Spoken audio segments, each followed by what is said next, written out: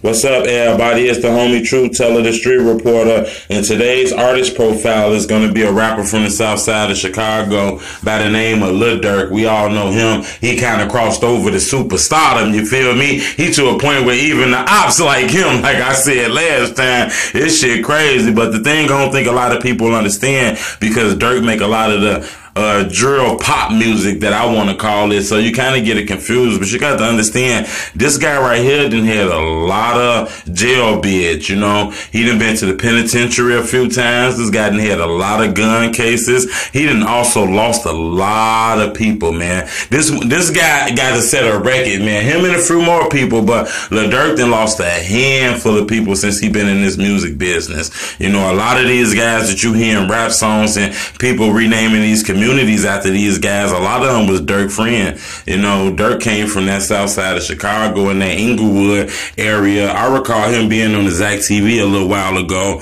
and he wasn't even getting interviewed. He was just in the background and shit. You know, Durk kind of crossed over now. He fucking with Dej Loaf, all the rappers in the industry fucking with him. He seemed like he got his head on right. You don't too much see him involved in hip-hop beefs or drill beefs or dissing rappers on the internet, even though sometimes I be catching that shit from Durk. You know, a lot of people credit Durk with starting a Brick Squad OTF beef and shit like that because of that song he dropped when he said, "Brick Squad, I say fuck them," and shit like that. You know, actually, even though the beef been going on and guys were making songs, he just kind of got the clout at that moment, and people heard that shit, and, you know, a lot of people got upset, but a lot of people credit that, you know, him and JoJo actually had a big time beef going on. They was dissing each other in songs and shit like that, but it seemed like Durk then kind of did a 360 from all that gang banging and that beef shit. This guy look like he's straight focusing on the paper. He fucking with artists. He bringing people to his team. So it seemed like he understand that the street songs are cool, but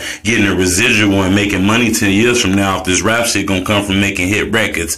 You know, I just think a lot of people give him that pretty boy image and seem to forget that this guy done did a lot of street shit. You know, he done lost a lot of people, man. From Chino to Newski to J Money to LA Capone to people locked up. So leave me a comment. I want to know something from y'all, man. Do you think Lil Durk gonna take this shit and get to the point where he the best rapper out? I'd love to know what you think.